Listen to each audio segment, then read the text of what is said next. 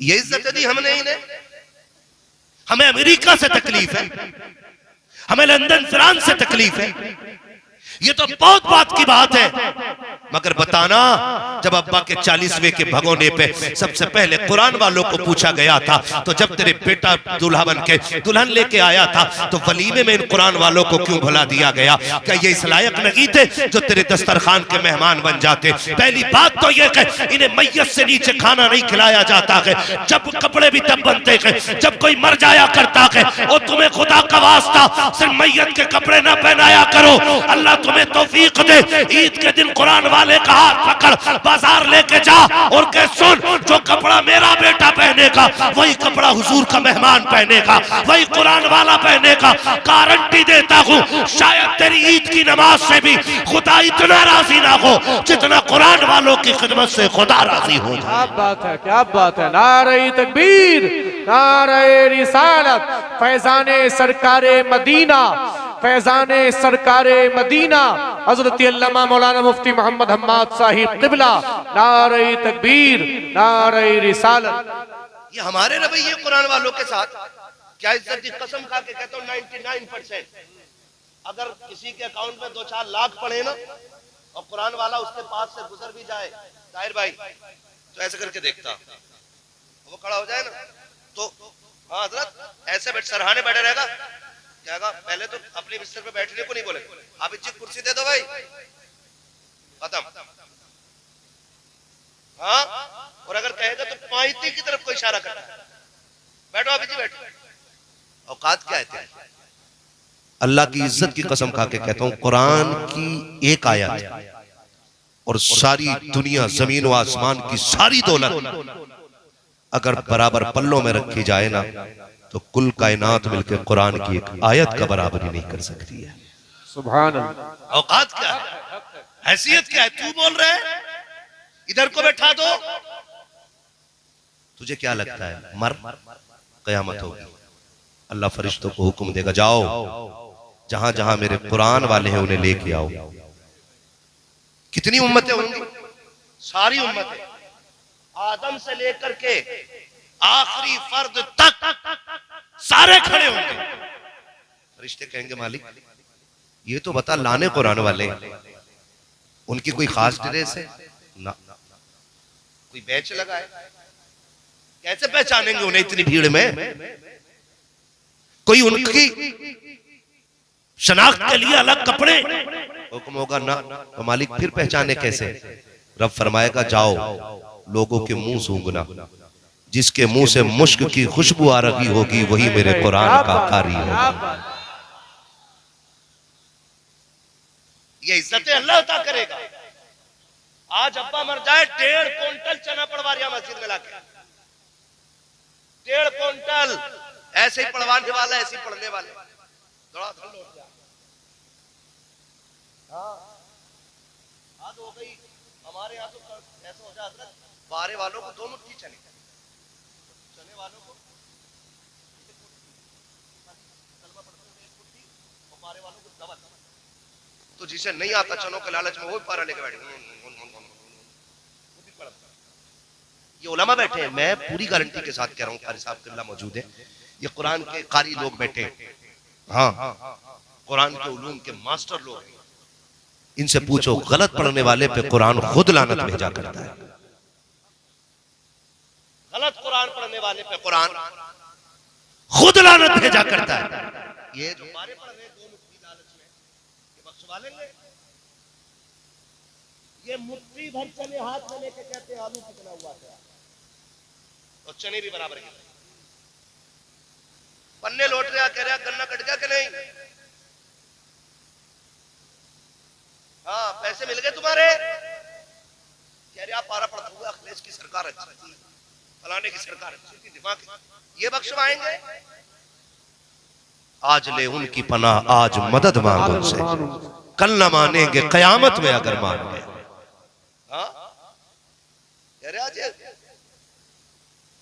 हाफिज जी बैठा इधर, इज्जत किया करो इनकी, और गारंटी है मेरी, जिसके घर में बरकत ना हो ना, एक कुरान वाले के खाने की जिम्मेदारी अपने सर ले ले। आपने डोरियां भी बहुत ली होंगी, तावीज भी बहुत लटकाए होंगे। कई बार तो पीर लटकाने से भी बरकत नहीं आती, क्योंकि बरकत अल्लाह देता है, और बरकत तब मिलती है जब खुदा भी राजी होता है और मुस्तफा भी राजी होते हैं। हाँ भाई, वो पीर ही तो लटके हुए होते हैं, हर तीसरे दिन फूक दिया जाकर चौखट में, वो लटका हुआ नहीं तो और क्या। फर्क है, पहले पीर ढूंढना पड़ता था, अब पीर मुरीद ढूंढता फिर रहा, कोई रहता है इधर डाल दो, कोई रह गया होता। पीर वो अच्छा होता जो ढूंढने से मिलता है, और आज भी अल्लाह वाले गोशों में मिला करते हैं, ये याद रखिए। आज भी अल्लाह वाले तन्हाइयों में मिलते हैं, उनका शौक ही नहीं है मजलिस, उनका शौक ही नहीं है महफिलें। वो तो चाहते हैं हमारे और रब के बीच कोई तीसरा ना आए, वो जान छुड़ाना चाहते हैं। राज कर्या 6 दिन का बच्चा आपका, 6 दिन का खिलाओ, हमारी गोद में दे दो, ये कंडीशन है। और हमने भी पीरों का मतलब समझा, मुरीद होने का मतलब है मुर्गी के अंडे 3 हो जाए। भैंस दूध नहीं दे रही है तो पीर साहब जिंदाबाद, मुर्गा खो गया तो पीर साहब जिंदाबाद, बकरी खुल गई तो पीर साहब जिंदाबाद। ये इसलिए नहीं था, और ये सच्ची बात कह रहा हूं। आज खानकाहों में जाके बैठो तो दर्द वाले 99 आते हैं, 99 नहीं 100 आते हैं, लाखों में एक भी ऐसा नहीं आता जो ये कहे कि मुझे खुदा तक पहुंचना है। मांगे खुदा का दर्द, किसे तलाश है खुदा की, किसे जुस्तजू है खुदा की। कोई कह रहा ट्रक खराब हो गया, कोई कह रहा 3 मंजिल बिल्डिंग चटक गई, कोई ये क्यों नहीं कहता कि वो रास्ता बताओ जिससे खुदा मिल जाता है। कोई ये क्यों नहीं कहता मुझे खुदा तक जाना है। जब ऐसे लोग थे ना तो पीर गरीब नवाज होते थे, मुरीद ख्वाजा कुतुबुद्दीन बख्तियार काकी होते थे। क्या बात है, क्या बात है, क्या बात है। जब ये लोग थे ऐसे लोग थे तो कोई चराग देहलवी होता था, कोई महबूब इलाही बनता था, है ना, कोई खुसरू बनता था, कोई निजाम बन जाता था। कब? जब खुदा की जुस्तजू थी। आज तो है ही नहीं जुस्तजू। आज तो पीर साहब ये कहते हैं ना, तुझे 6 चिराग जलाने आके तो 6 मिनट मस्जिद में नहीं जाएगा, 6 चिराग आंधियों में जाके जला रहे,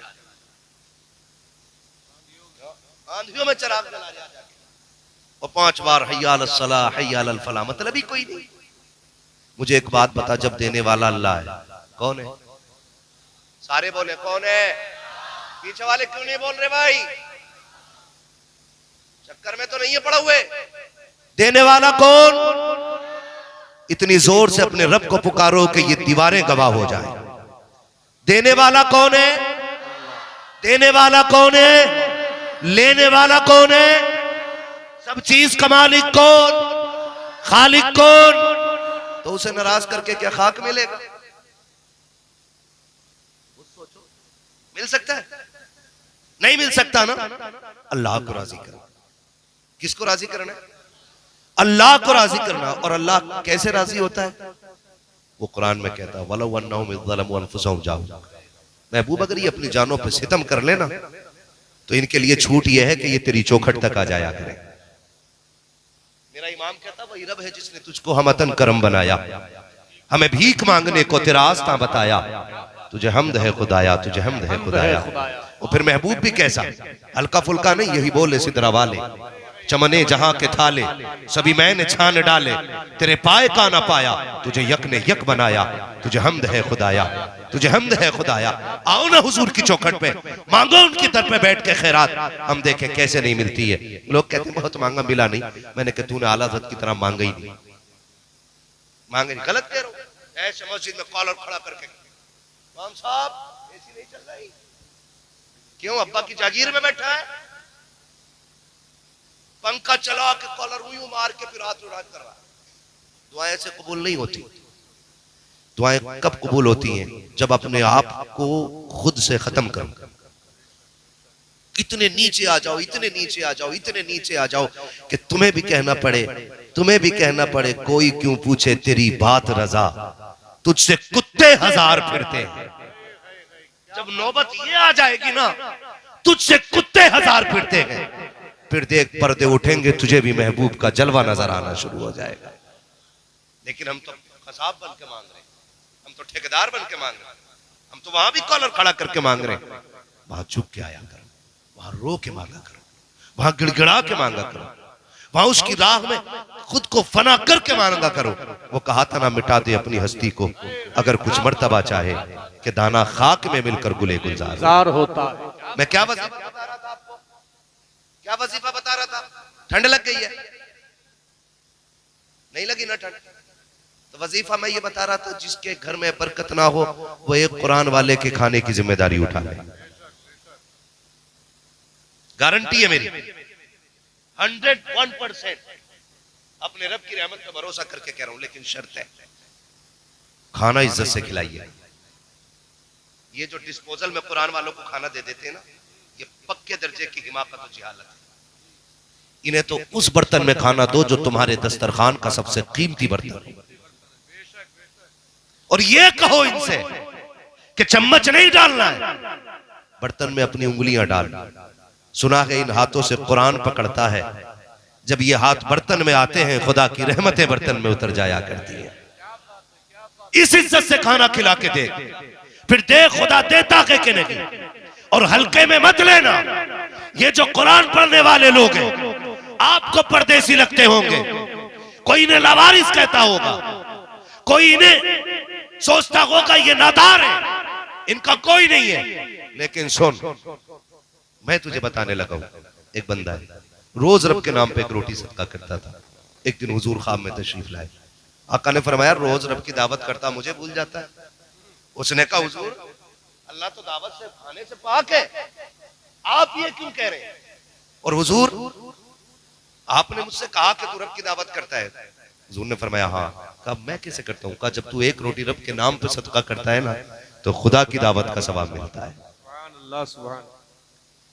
अल्लाह खाता नहीं है, अल्लाह खाता नहीं, लेकिन उसके बंदे को आप खिला दीजिए,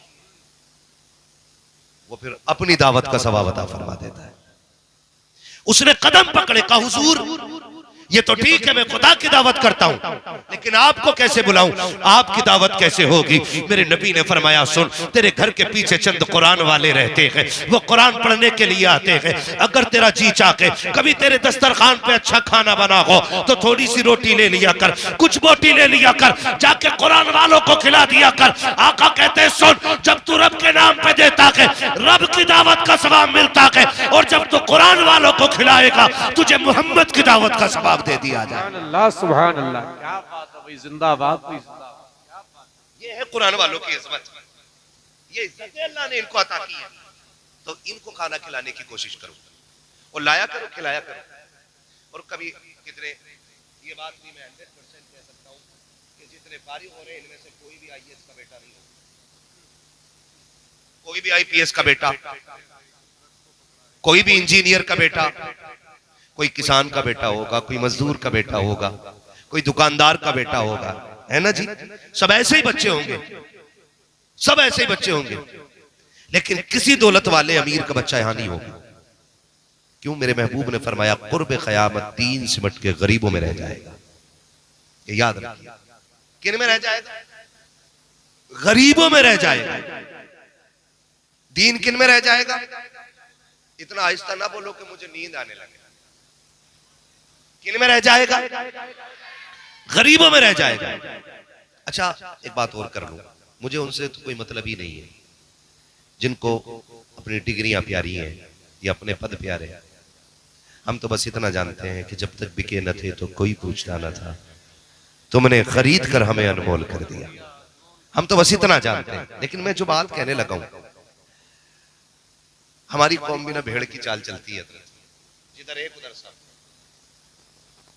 अब्बा का इंतकाल हुआ तो नौजवान को पता ही नहीं करना क्या है, तो दो चार बड़े बूढ़े कहते हैं कफन लेने जा रहे हो? हाँ। तो उधर से पेटी भी हदिया करा लाना, कुरान की पारों की पेटी हदिया करा लाना। इतनी पेटियां हो गई मस्जिद में कि मुसल्ले पे पेटियां और इमाम मेहराब के बाहर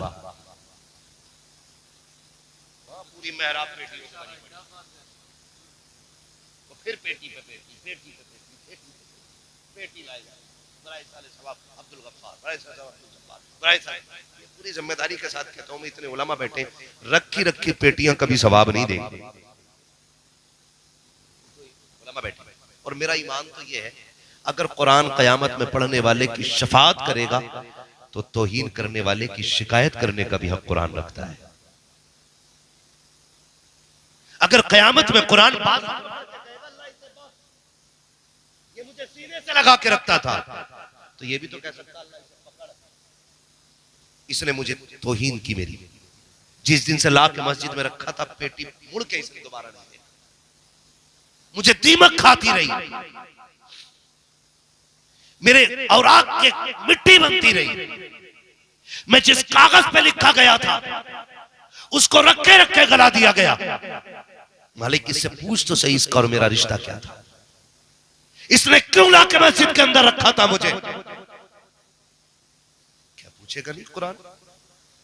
अगर कुरान ने इतना पूछ लिया तो बचाने वाला नसीब नहीं होगा। जिधर एक जा रहा उधर सब जा रहे। जन्नत में भेजना है ना अपने मरने वाले को, तो मस्जिद ना मदरसे आ जा, आके कभी इस इदारे के असातिज़ा से, सदर से, सेक्रेटरी से आप आके बात कीजिए कि मुझे कुरान वालों से मिलना है, फिर इनसे आके मुलाकात कीजिए। सारे तो ऐसे नहीं होंगे ना जिन पे सर्दी के कपड़े बराबर होंगे, सारे भी ऐसे नहीं होंगे जिनके बिस्तर नए होंगे। कितने हमने ऐसे देखे हैं, हमने भी मदरसे की जिंदगी गुजारी है। पास तलबा ऐसे भी रखे हैं हमारे साथियों में कि 7 साल एक ही गद्दे पे गुजार दिए हैं। ऐसे ऐसे बिस्तरों पे जिंदगी गुजरती है कि अगर पैर ऊपर रख दो तो नीचे की ठंड ऊपर महसूस होती है। लेकिन मजे की बात एक और बता दूं, लुत्फ आएगा आपको भी। आप देखिएगा स्कूल में पढ़ने वाले बच्चे, मदरसे में पढ़ने वाले बच्चों का फर्क आप देखें कि स्कूल में पढ़ने वाले बच्चे जब 7 बजे सो के उठते हैं या 6 बजे सो के उठते हैं, उनके लिए गीजर का गर्म पानी होता है, VIP कपड़े होते हैं, VIP ड्रेस होती है, मक्खन पराठे बने होते हैं, अच्छे नाश्ते होते हैं, फिर भी गाड़ी में बैठ के जाते हैं। थोड़ा सा शीशा खुला, हवा लग गई, बच्चे की नाक चल गई, पसलियां चलने लग गई। बच्चा घर आया, माँ ने छुट्टी ले ली, आज मेरा बेटा स्कूल नहीं जाएगा। किस लिए? कि मेरे बेटे को ठंड लग गई है, इसकी पसलियां काम नहीं कर रही है, इसके फेफड़े जाम हो रखे हैं। क्या हो गया था कि थोड़ी सी गाड़ी की खिड़की खुल गई थी। ये तो स्कूल वाले हैं, आ तुझे मदरसा दिखाता हो। ये रात के 3 बजे उठने वाली कौम, ठंडे पानी से वुजू करने वाली कौम, अच्छे बड़ी गाड़ी में नहीं बल्कि टूटी चटाई पे बैठ करके कुरान पढ़ने वाली कौम। और छोड़िए साकिब, कितने तलबा तो नींद के डर से ठंडे फर्श पे बैठ कर कुरान पढ़ते हैं। लेकिन खुदा की कसम, हजारों मदरसों की तारीख आप पढ़ लीजिए, आज तक मैंने किसी मदरसे के बच्चे को सर्दी की वजह से मरते हुए नहीं देखा है, ठंड की वजह से मरते हुए नहीं देखा है। ना कोई बिस्तर देने वाला है, ना कोई संभालने वाला है, लेकिन मस्त कलंदर है। सुबह उठते हैं, शाम तक कुरान पढ़ते हैं, पढ़ते पढ़ते सोते हैं, पढ़ते पढ़ते उठते हैं। ना कोई रजाई उड़ाने वाला। चल कभी मदरसा चल के देख, आज दारुल उलूम के अंदर कितने तो ऐसे होते हैं कि जब लेटते हैं रजाई उतर जाती है, कोई उड़ाने वाला नहीं है। वो बच्चे जो घर में रहते हैं, 3 मरतबा माँ चेक करती है, बेटे का कंबल तो नहीं खुल गया है, फिर भी बेटे बीमार हो जाते हैं। लेकिन इन मदरसे वाली जमात को देखो, ना कोई इनके बिस्तर संभालने वाला, ना कोई कंबल उड़ाने वाला। और छोड़ो साकिब, अगर खाने में नमक कम है तो किसी से शिकवा नहीं है, मिर्च ज्यादा है तो किसी से शिकायत नहीं है। जैसे मिल जाता है बिस्मिल्लाह पढ़ के खा लेते हैं, अल्लाह का नाम लेकर सो जाते हैं, लेकिन किसी से कोई शिकवा नहीं है। आज तुझे दुनिया दिखाता हूँ, ये स्कूल में जाने वाले, लाखों के खर्चे वाले, ये बीमार होकर मर जाते हैं, लेकिन मदरसे वाले महफूज रहते हैं। आखिर क्यों? तो फिर मदीने से जवाब आता है, नादान तूने जाना नहीं है, जो बच्चे घर रहते हैं माँ बाप देखभाल करते हैं, और जो मदरसे में रहते हैं उनकी रसूल पाक देखभाल किया। नारे तकबीर, नारे रिसालत, फैजाने सरकारे मदीना, फैजाने सरकारे मदीना, अजमते कुरान कॉन्फ्रेंस, अजमते कुरान कॉन्फ्रेंस, अजमते तालिबे इल्म, नारे तकबीर, नारे रिसालत। ये हुजूर के मेहमान है और हुजूर इन्हें खुद देखते हैं। बोलो यार सुभान अल्लाह। हुजूर इन्हें खुद देखते हैं, इनकी किफालत मेरे नबी करते हैं। सीधी बात, अगर कोई अमीर ये सोचता कि मेरे चंदे से मदरसा चलता है, तो मदरसा तो तब भी चल रहा था जब सुफ़ा पे भूखे सहाबा बैठ के कुरान पढ़ रहे थे। जब तेरा वजूद भी नहीं था तब भी मेरा नबी खिला रहा था। हुजूर निकले, सामने हजरत अबू हुरैरा फरमाते हैं कि मुझे इतनी भूख लगी थी, सुने अल्लाह करे दिल मदरसे वालों से लग जाए, मुझे कोई शिकवा आपसे नहीं है, इतना अच्छा आप सुन रहे हैं, अल्लाह करे कि इस पे अमल की भी कोशिश करेंगे इंशाअल्लाह, करेंगे ना इंशाअल्लाह, पीछे वाले भी राजी बैठे इंशाअल्लाह। हाँ जी, तकलीफ हो तो चले जाना, क्योंकि मैं किसी को दुख देने नहीं बैठा, मैं बस हुजूर का दीन आप तक पहुंचाने के लिए बैठा हूं, जो मेरी ड्यूटी है। तवज्जो है ना। हजरत अबू हुरैरा कहते हैं मुझे बड़ी भूख लगी थी और मैं ये सोच के निकला कि कोई सहाबी मुझे मिलेगा और मुझसे खैरियत पूछेगा तो मेरी भूख का पता लगेगा, मुझे कुछ खिला देगा वो। तवज्जो है ना।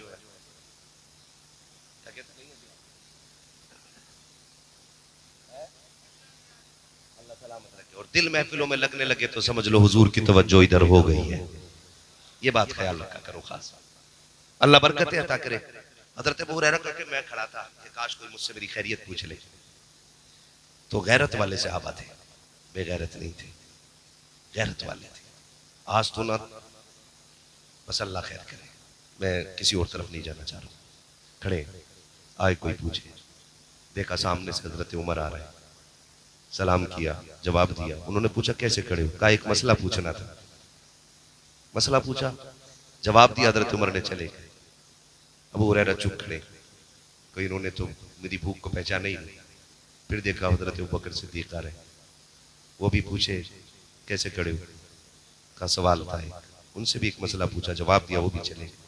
फिर हजरत अबू हुरैरा कहते हैं उन्होंने मेरी खैरियत तो पूछी ही नहीं, पता ही नहीं लगाया मेरी भूख का। थोड़ी देर गुजरी के सामने से हुजूर आ जाते हैं, और फिर मेरा नबी, खंजर चले किसी पे तड़पते हैं हम अमीर, सारे जहां का दर्द हमारे जिगर में है। शायद हुजूर आए ही इसलिए थे। मेरा इमाम कहता और कोई गैब क्या, तुमसे निहा हो भला, जब ना खुदा ही छुपा तुम पे करोड़ों दुरूद। हुजूर आ गए, सलाम किया अबू हुरैरा ने, हुजूर ने जवाब दिया। हुजूर फरमाते हैं कैसे खड़े हो? हुजूर एक सवाल पूछना है। हुजूर ने हाथ पकड़ा, कहा अबू हुरैरा सवाल पूछना है कि भूख लगी है? हजरत अबू हुरैरा कहते हैं हुजूर मुझे लेके गए और आवाज दी घर के अंदर कुछ है, तो हुजूर के घर से एक दूध का प्याला मिल गया। मैं दूध का प्याला देख के बड़ा खुश हो गया कि लो भाई आज भूख मिट जाएगी। कहते हुजूर के पास प्याला रखा, हुजूर कहते हैं अबू हुरैरा जी का सुफ़ा पे जो कुरान वाले बैठे उन्हें बुला लाओ, उन्होंने भी कई दिन से नहीं खाया है। कितने थे? 70। कितने? 70। मैं बुला लाया। कहते लेकिन मैं सोच रहा था एक प्याला है और हुजूर ने इन्हें भी बुला लिया, भूख तो मुझे ही बहुत लगी है। कहते लेकिन कुर्बान जाऊं मेहरबान नबी के, 70 आ गए, हुजूर ने वो प्याला उठा के मुझे ही दिया, कल लो दाहिनी जानिब से सबको पिलाना शुरू करो। कहते हैं जब मैंने पहले बंदे को वो प्याला पेश किया ना, तो हुजूर ने फरमाया पेट भर के पियो। कहते हैं उन्होंने पेट भर के पी लिया, फिर प्याला मेरे हाथ में आया, मैंने देखा जितना था उतना का उतना ही है। सुभान अल्लाह, सुभान अल्लाह। कहने लगे फिर कलेजा ठंडा होने लगा कि अगर एक से खत्म नहीं हुआ तो अब ये 70 से भी खत्म नहीं होना है। कहते हैं दूसरे ने पिया, तीसरे ने पिया, चौथे ने कहा मैं 70 सबको पिला चुका। फिर हुजूर ने कहा अबू हुरैरा अब तुम पियो। कहते मैं तो था भूखा, मेरी मौज लग गई, मैंने प्याला लगाया तो हटाया ही तब जब पेट भर गया। मैंने फिर देखा प्याला फुल। आका कहते और पियो। कहते फिर मैंने पिया, जितना पिया जा सका पिया। कहा हुजूर ने फिर कहा और पियो। कहा हुजूर बस अब नहीं पिया जाता। कहते हुजूर ने फरमाया सबने पी लिया।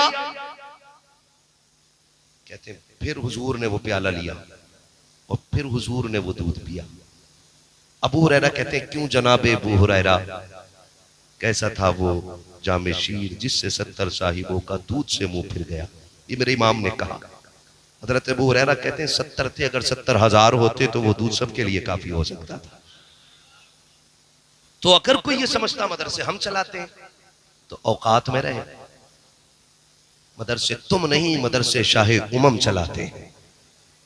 और ये भी सच्चाई है।